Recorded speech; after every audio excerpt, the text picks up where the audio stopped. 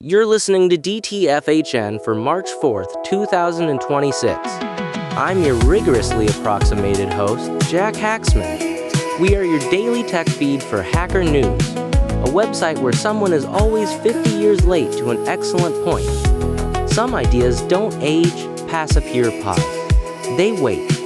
Feeds running. Let's go. The detail most people skipped in that headline is one word: relockable. Unlocking a bootloader is easy. Manufacturers have allowed that for years, with varying degrees of reluctance. What almost none of them allow. What makes GrapheneOS on Pixel devices genuinely different from every other custom ROM story is relocking, the ability to install your own operating system and then cryptographically seal the device again, so that verified boot still runs, so that the hardware root of trust still holds, so that your phone still knows it's running exactly what you told it to run. That's not a minor feature. That's the entire security model. Here's the engineering picture. Android's verified boot chain starts at the bootloader. It checks a signature before handing off to the OS. When you unlock the bootloader to flash a custom image, most devices break that chain permanently. You get a warning on every boot, and more importantly, the hardware attestation that apps and services rely on is gone. GrapheneOS on Pixel works differently because Google ships hardware support for user-controlled signing keys. You can install GrapheneOS, relock with your own key, and the chain is intact. The phone knows it's running GrapheneOS. Apps that check for a compromised device get a real, honest answer. Motorola committing to this. Bootloader, unlock, and relock with GrapheneOS support means that verified boot becomes portable. It means a Motorola device running GrapheneOS isn't a compromised device with a warning screen. It's a properly attested, cryptographically sound system that happens to run software its owner chose. The hardware support comment is accurate. GrapheneOS has been Pixel first by necessity, not preference. The team has been explicit about this for years. They won't pretend a device is secure if the underlying hardware doesn't support the full security model. That's not perfectionism. That's honesty about what security actually requires. The tools exist now to do it right. Motorola is putting them in reach. Run this forward.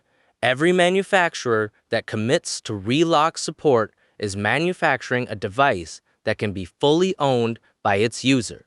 The baseband concerns some commenters raised are real and worth tracking, but the bootloader architecture is a necessary foundation, and Motorola just laid it.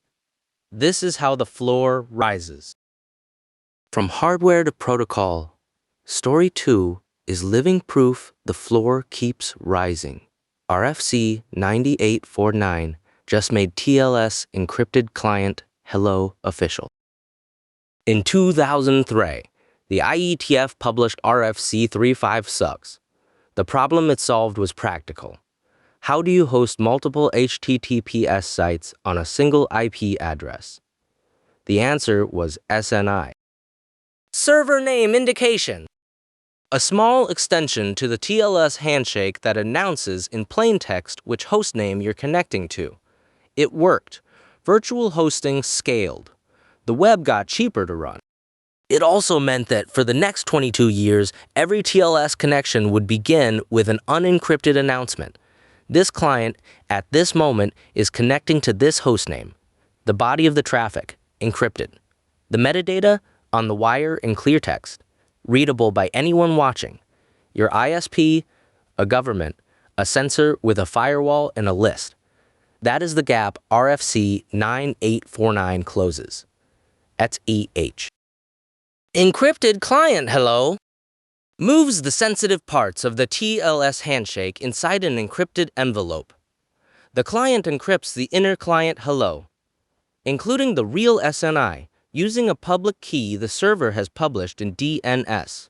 What the network observes is a decoy, a client hello pointing at a public-facing host, carrying an encrypted payload that only the actual destination can open. The architecture requires HTTPS records in DNS. Key distribution, coordinated support on both ends. When it works, the real hostname disappears from the wire entirely. The comment from a reader about geo-blocking in India is worth stating plainly. Network-level censorship using SNI inspection is not theoretical. It is operational, deployed at scale, and it functions because the standard has carried this exposure for 2 decades. ECH doesn't improve abstract privacy in some future threat model. It removes a surveillance primitive that authoritarian networks have relied on as a matter of current infrastructure. The fingerprinting angle the comments surface is equally concrete. J3 and J4 hashes. Widely used signals in bot detection and traffic analysis are derived from TLS handshake fields that ECH restructures. Security tooling built on the assumption of readable TLS metadata will need to recalibrate. Caddy supports it. Cloudflare is deploying it. DNS tooling is catching up. What RFC 9849 represents is a correction.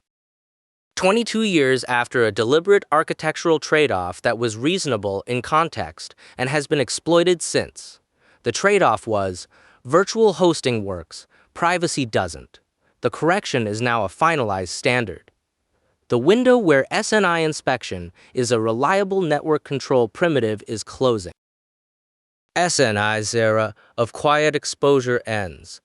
Now shift to something equally architectural, equally exciting. Story 3. Agentic Engineering Patterns. The strongest argument against what Simon Willison is describing in his Agentic Engineering Patterns. And I want to make this argument properly before I take it apart, is that it's sophisticated cargo culting. You're mimicking the forms of engineering discipline while the actual cognitive substance has been delegated to a system you don't understand. Write tests, let the model make them pass. Iterate on prompts. Verify outputs. But if you never had to reason through the problem yourself, did you engineer anything? Or did you transcribe? That's the argument, and on its surface, it has teeth. Here's where it fails. The argument assumes that the cognitive work in software development is the act of writing code, that the discipline lives in the syntax, the implementation choices, the manual reasoning through data structures and edge cases. But that was always a means to an end, not the end itself. The end is a system that behaves correctly under conditions you've specified. Think about how structural engineering actually works. A bridge engineer doesn't pour the concrete. They don't operate the crane or thread the rebar. What they do? What constitutes the engineering?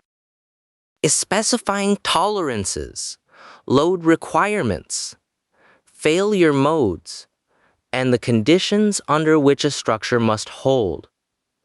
The execution is delegated.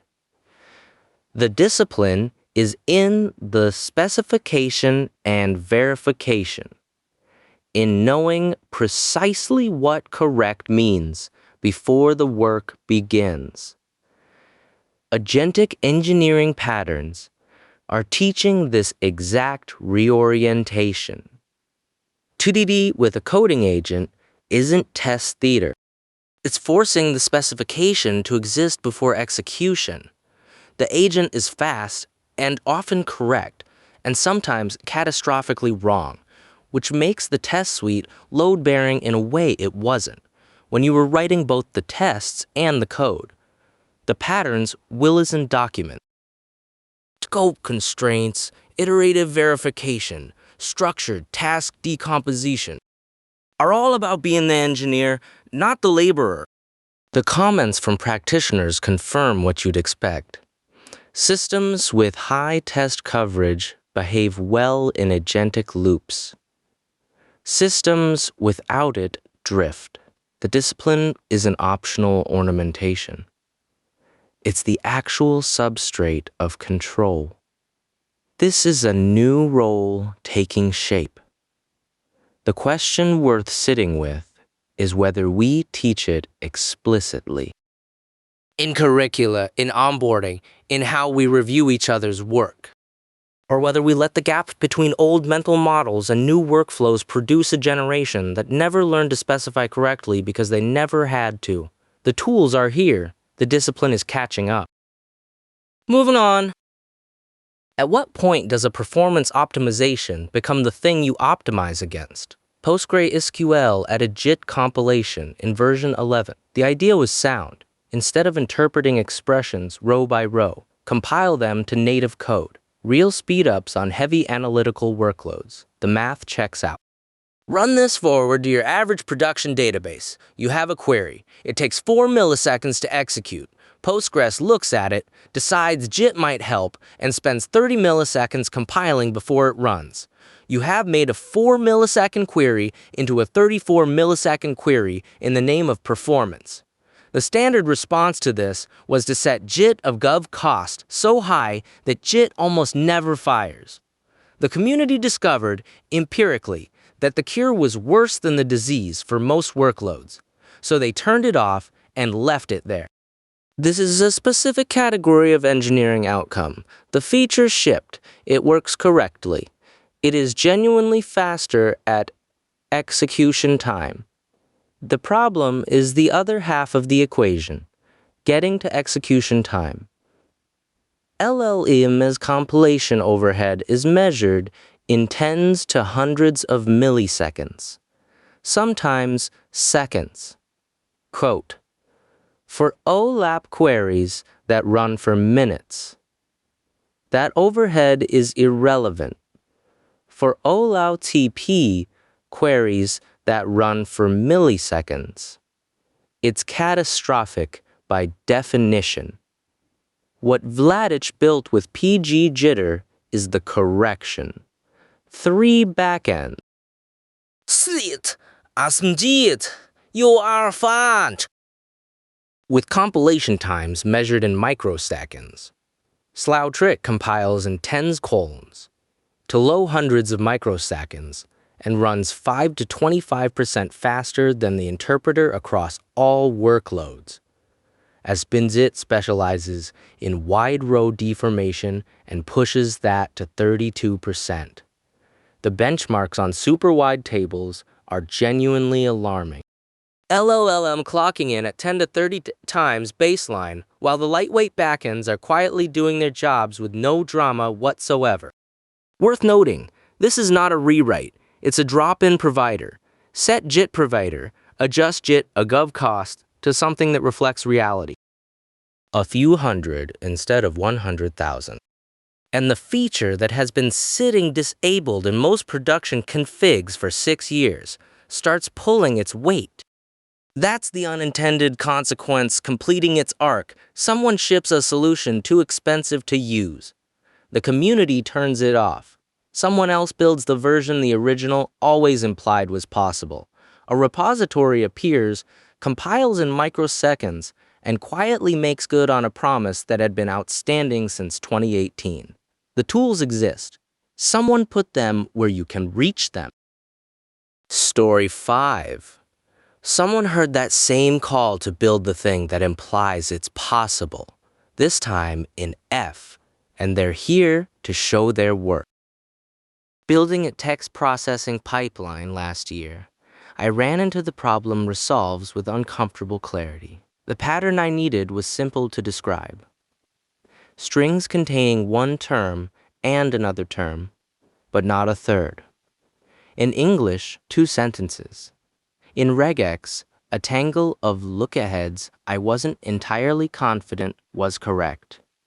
Running against a backtracking engine I wasn't entirely confident wouldn't melt under load.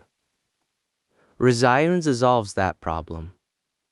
Not by being clever about the syntax. By being mathematically correct about what regex operators should exist in the first place. The history here is worth knowing. Nearly every regex engine alive today descends from one of 2 lineages, both decades old. Thomson's NFA construction from 1968 gives you linear time guarantees. Your pattern scales reliably with input size. Backtracking engines, the kind powering most production code, give you richer features, but surrender that guarantee. That surrender has a name: REDOS, adversarial input. Exponential blowup, denial of service. It's a real attack. People have shipped CVEs over it. What neither camp ever supported was intersection and complement. The ability to say, match strings that satisfy this and this. Match strings that do not satisfy this.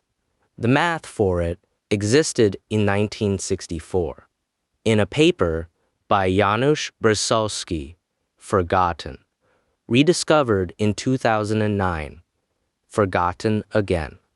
Used internally at Microsoft for credential scanning in 2019 without being exposed to users. The operators were sitting in the codebase like a locked room. Reopens the room. It's built on Brzezinski derivatives.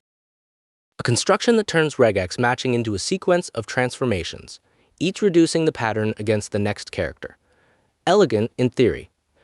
Elegant in theory makes it fast in practice.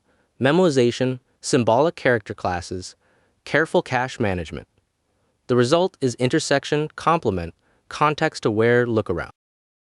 All of it with ON, time, complexity, linear.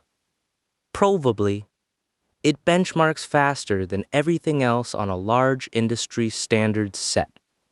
Not just .NET's engines. Every industrial regex engine in the comparison. This just landed on NuGet, one import, the operators that were lost twice. That spent years locked inside a credential scanner no one could touch. They're in the package registry now. The paper is POPL 2025. The code is MIT. 60 years from publication to availability, genuinely worth the wait. Today's theme is apparently things that were theoretically possible, finally made real.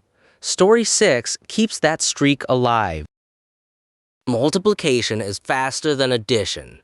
On this machine anyway. By a factor of 12. That single benchmark result is the needle that threads the entire NCPU project, because if you've spent any time with hardware, that sentence should feel wrong. Addition is primitive. Addition is the bedrock. Multiplication is built on top of it, slower, more expensive. That's been true since 1971. It's been true since von Neumann. It's been true since humans started writing down algorithms. Here's what changed. The unit of computation. NCPU is a CPU that lives entirely on the GPU registers. Memory, program counter. PyTorch tensors. Every arithmetic operation. Not approximated, not offloaded, fully routed. Through a trained neural network, ADD calls a carry lookahead network with 8 sequential passes. MUL calls a byte pair lookup table with 0 sequential dependency. That's why multiplication wins. The lookup table has no carry chain to propagate. It's embarrassingly parallel in a way addition fundamentally isn't. Strip it to first principles. What is a carry lookahead adder actually doing? Its computing prefix sums over the carry bits. Even the best classical implementation has O log n sequential stages you cannot parallelize away. Cogestone is the gold standard specifically because it minimizes those stages. And it still requires 8 passes in the neural version. The physics of carry propagation don't care whether you're in silicon or in weight matrices. That's what this project reveals, almost accidentally. Classical hardware design principles transfer directly. The engineers who worked out parallel prefix adders in the 1970s were solving a real constraint. And that constraint didn't evaporate when you moved the computation to tensors. The same trade-offs, the same bottlenecks, just expressed in a different substrate. The obvious objection. Why train a neural network for operations the GPU already handles in silicon? Is technically valid and also slightly beside the point. The point is, it works. 100% accuracy on integer arithmetic, verified across 347 tests. 23 trained models, 135 megabytes total, loading in 60 milliseconds. The whole thing runs in Python. Open source, pip install, and you're running Fibonacci through a learned adder. Is it fast? No. Roughly 5,000 instructions per second against the billions your laptop does without trying. But the Cogstone finding? That you can recover a 3x speedup by applying 50-year-old parallel prefix theory to neural carry chains. That's not a curiosity. That's a research result. The abstraction layers changed. The physics didn't.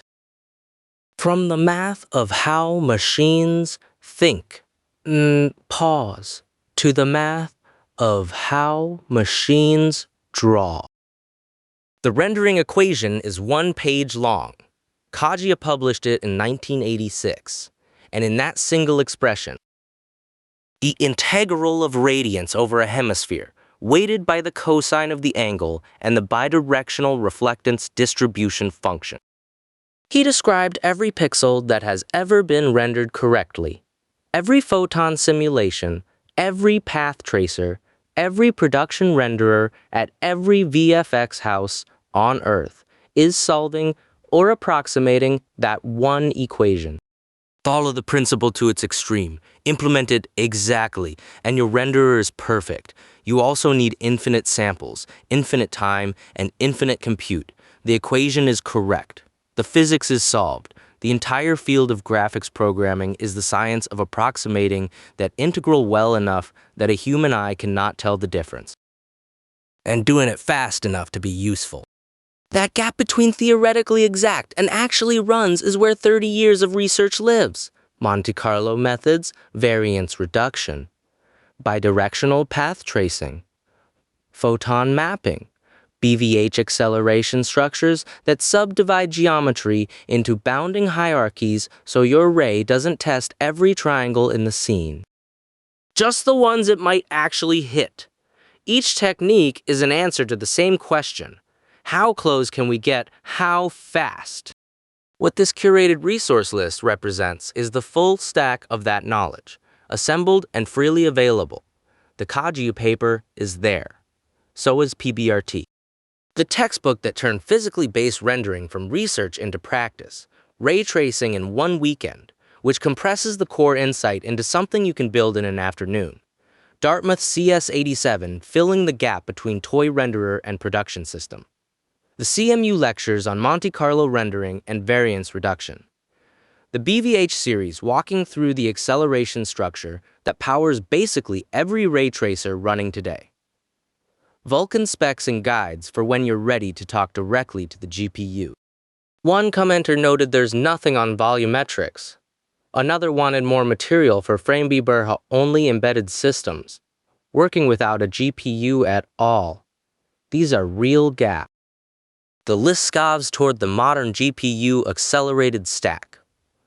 Valid criticism from people doing different work at a different level of the abstraction tower. But here is what's worth naming. The foundation is open. The papers, the textbooks, the tutorials, the specifications. Most of it is freely available if you know where to look. This list is someone doing the work of knowing where to look, then pointing. The rendering equation doesn't care who you work for, neither does physics. From the cosmic sweep of rendering physics, Story 8 lands us firmly in the weeds. Someone's scheduler was losing wakeups. They built a zero-copy Kuru tracer to find out why. The post has no comments yet, which is interesting in its own way because lost wakeups in MN schedulers are precisely the kind of problem that attracts engineers with very strong feelings and very specific war stories. Here's the situation coroutine was built for. You have a scheduler. Under heavy load, throughput drops to 0. Asan finds nothing. San finds nothing. Every sanitizer you run tells you memory is clean.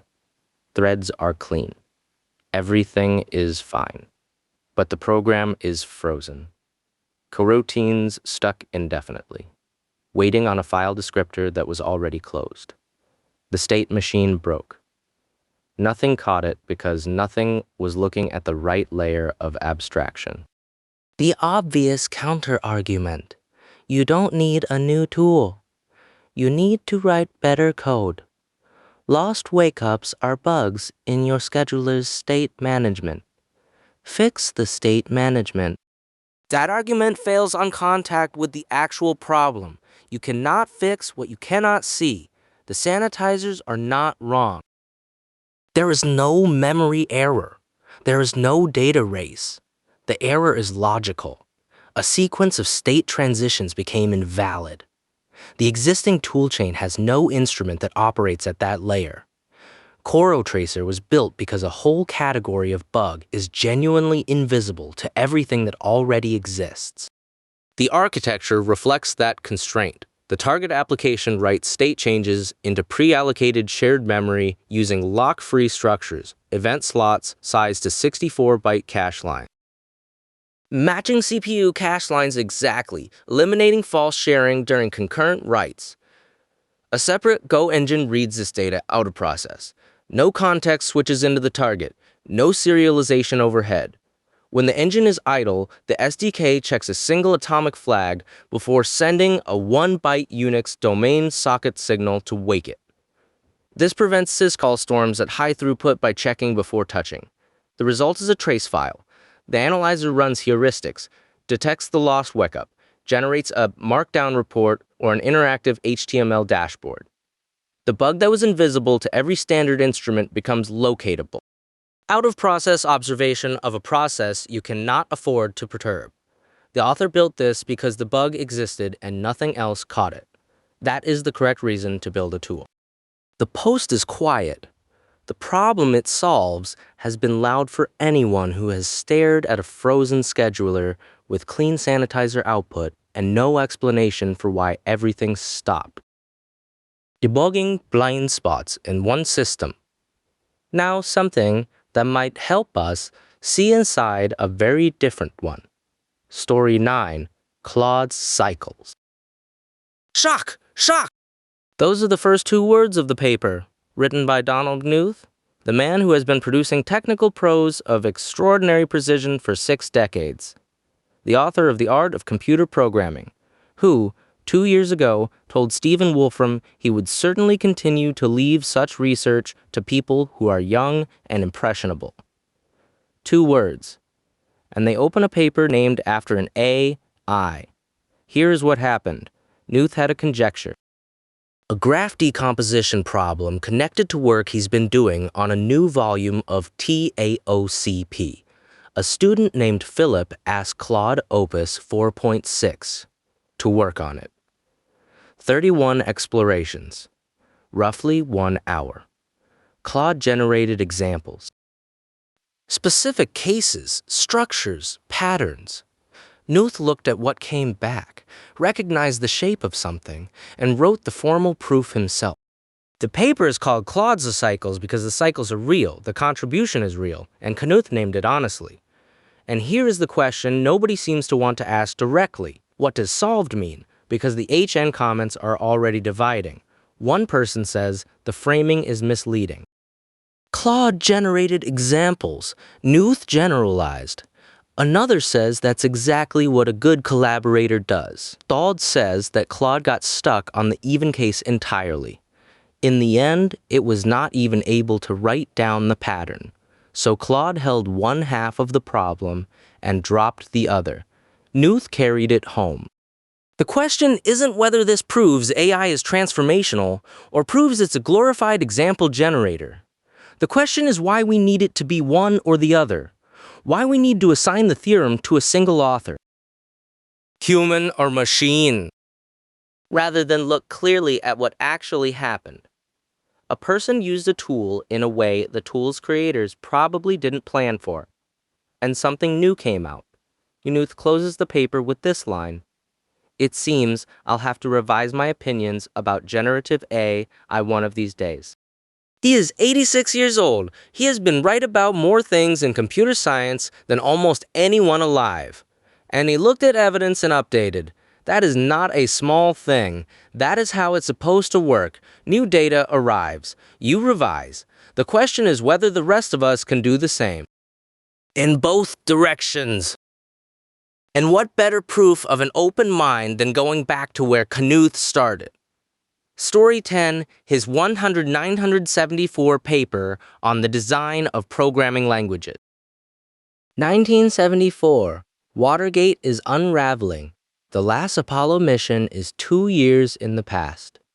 And Nicholas Wirth is writing a paper arguing that programming languages should serve human readers. You can see where this is going. The paper is short, dense with good sense. It makes the case that a language is not just an instruction set for machines. It is a notation for human thought, that clarity is not a luxury, that the language shapes what you can think, not just what you can execute. These ideas had been in the air since Nogal 60, the best minds in the field. Dijkstra, Hoare, M.C. Carthy, Wirth himself had been circling this thesis for a decade. They had the receipts, they had the theory, they had working languages that demonstrated the principles. Then the market happened. C was fast, C was portable, C was tied to Unix, which spread through universities like something that spreads very quickly. Pascal ran on academic machines. C ran on everything else. By the mid-80s, the argument was over, not because the principles were wrong, because the distribution won. This is the comedy. Wirth was right. The languages he and his contemporaries designed. Pascal Modula 2, Oberon, are more readable, more principled, more amenable to human understanding in the descendants of C that most of us write in today. He was right, and the field ignored him anyway. And we live with the consequences in every stack trace, every buffer overflow, every null pointer exception that should not be possible in a well-designed language. Someone in the comments asks, who are the Wirths and Dijkstras of today? That question deserves an honest answer. They exist. They are writing papers. They are building languages. Rust, Zig, Ling, Gleam. That take the 1974 arguments seriously. The principles did not die. They went underground for 40 years and came back wearing different clothes. The bootstrapism angle here is not subtle. Language design is the deepest layer of the stack. Whoever controls the language controls what can be expressed. The great equalizer is a language anyone can implement. Read, extend. Where? Tumph. Wirth understood this. The market understood something else. The paper is 50 years old and still worth your afternoon. That is either an indictment of how little we have learned, or proof that good ideas are patient. This has been your daily tech feed for Hacker News for March 4th, 2026. This podcast is entirely AI generated. Scripts by Claude Opus 4.6. Voice by Quen3 TTS. Not affiliated with Hacker News or Y Combinator. Now, go make something worth reaching for. We'll see you back here tomorrow.